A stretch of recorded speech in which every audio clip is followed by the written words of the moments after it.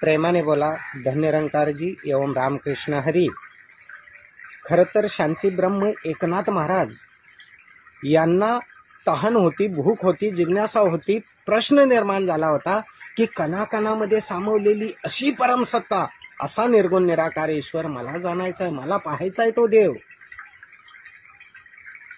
आणि त्याच जीवनाच्या वळणावरती त्यांच्या जीवनामध्ये सद्गुरु रूपानं जनार्दन स्वामी आले। त्यांना ब्रह्मज्ञानाची प्राप्ती झाली, ईश्वर पाहायला मिळाला जो अंगसंग आहे, कणाकणामध्ये आहे।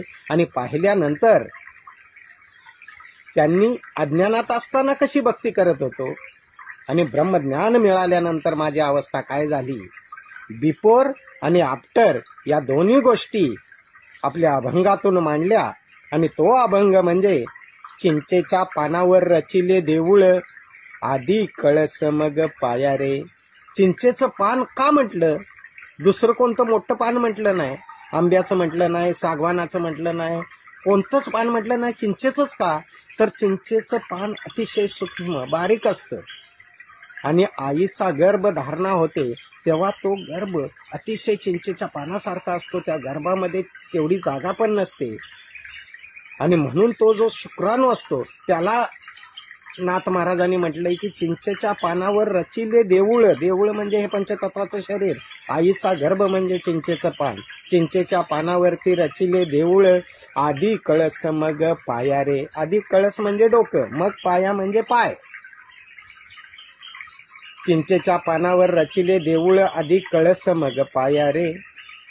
पण हे समजलं कसं, नाथ महाराज म्हणतात देव पूजू गेलो, हार नारळ भंडारा अंगारा घेऊन देव पूजाय गेलो म्हटलं नाही त्यांनी। देव पूजू गेलो म्हणजे काय, पूजा म्हणजे पू म्हणजे पूर्ण आणि जा म्हणजे जाणणे। ईश्वराला देवाला मी पूर्णपणे जाणण्यासाठी गेलो। देव पूजू गेलो तव देऊळ उडाले। ऐका ज्ञानाचे लक्षण, ज्ञान म्हणजे आत्मज्ञान पाहावे आपणाशी आपण तया नाव बोली जे ज्ञान। आत्मा परमात्म्याशी मिळाला आणि खऱ्या अर्थानं मला कळालं की अरे हे पंचतत्वाचं शरीर जे मी मला समजून बसलोय ना, जाधव कुंभार सुतार, हे मी नाहीच आहे, हे देऊळ माझ्या मनातून उडालं। आणि हे कशामुळे उडालं, तर जनार्दन स्वामी सद्गुरु रूपानं आध्यात्मिक गुरु म्हणून माझ्या जीवनामध्ये आले। आणि तेव्हा मला हे समजलं की देव पूजू गेलो तव देऊळ उडाले, खेळी ही सद्गुरु राया रे। ही खेळी जीवनामध्ये सद्गुरूने केली, ब्रह्मज्ञानाचा इशारा दिला आणि ब्रह्मज्ञानाचा बोध मिळाल्यानंतर आत्मज्ञानानं, आत्मबोधानं, आत्मदर्शनानं, आत्मानुभूतीनं, आत्मसाक्षात्कारानं खऱ्या अर्थानं नाथ महाराज म्हणतात मला कळालं देव पूजू गेलो तव देऊळ उडाले, खेळी ही सद्गुरु राया रे। आता मला समजलं दुतोंडी हरीण पाणी अशी गेले, मुखाविन पाणी ते प्याले रे। दुतोंडी हरीण म्हटलंय म्हणजे माझ्या मनाची जी अवस्था होती अज्ञानामध्ये, तुझं सगुण म्हणू की निर्गुण रे, पण ज्ञान घेतल्यानंतर कळालं सगुण निर्गुण एक गोविंदू रे। हे दुतोंडी हरीण म्हणजे मनाची जी अवस्था आहे की तुला नेमकं काय म्हणू। दुतोंडी हरीण पाणी अशी गेले, पाणी अशी म्हणजे ब्रह्मज्ञान घ्यायला गेलं, पाणी प्राशन, ब्रह्मज्ञानाचं पाणी प्राशन केलं। दुतोंडी हरीण पाणी अशी गेले, मुखाविन पाणी ते प्याले रे। आणि मग मला समजलं की सोमवारी वेगळा देव, मंगळवारी वेगळा देव, बुधवारी वेगळा देव, गुरुवारी वेगळा देव, हे असं काहीच नसतं। देव हा रोज एकच असतो, प्रत्येक क्षणाला एकच असतो। मग नाथ महाराज म्हणतात अज्ञानामध्ये किती मूर्खासारखी भक्ती करत होतो। दुतोंडी हरीण पाणी अशी गेले, मुखाविन पाणी ते प्याले रे। मूक नसताना त्या मनाला तो ब्रह्मज्ञान कळालं, ईश्वर कळाला। आणि मग नाथ महाराज म्हणतात पाषाणांची सांगड मृगजळ जोडी, वांजेचा पुत्र तो पोहला रे। पाषाणांची सांगड म्हणजे रोज सोमवारी वेगळा, मंगळवारी वेगळा, बुधवारी वेगळा, गुरुवारी वेगळा, शुक्रवारी वेगळा, पण कळालं की अरे ही सांगड जी जोडली होती माझ्या मनामध्ये ती मृगजळासारखी होती, म्हणजे अज्ञानानं जोडली होती। अज्ञान म्हणजे कायच नसलेली गोष्ट, जसं मृगजळ आपल्याला दिसतं पण तिथं गेल्यावर काहीच नसतं, त्या अज्ञानानं मृगजळानं माझ्या मनामध्ये ही सांगड जोडली होती की रोज वेगळा देव.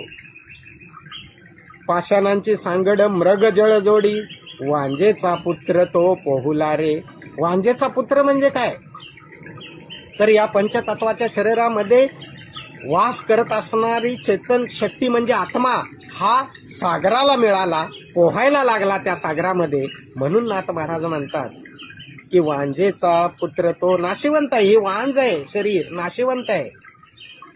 वांजेचा पुत्र आत्मा हा पोहुला रे म्हणजे परमात्म्याला मिळाला, सागराला मिळाला. देहास्थिती पिंडी ब्रह्मांडी पसारा, निराकार रूपाने जो पसरलेला ईश्वर आहे त्याला आत्मा भेटला म्हणतात.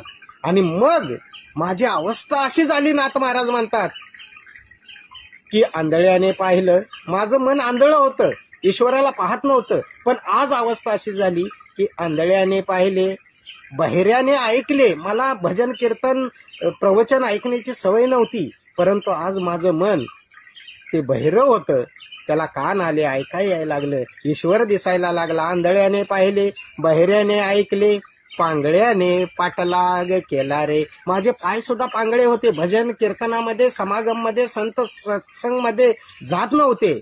पण आज धावून धावून जायला लागले की कुठे प्रोग्राम आहे, तारीख कधी आहे, कधी जायचं आहे, सत्संग कधी आहे, कीर्तन कधी आहे, प्रवचन कधी आहे. माझे पाय धावायला लागले. आंधळ्याने पाहिले, बहिऱ्याने ऐकले, पांगळ्याने पाठलाग केला रे.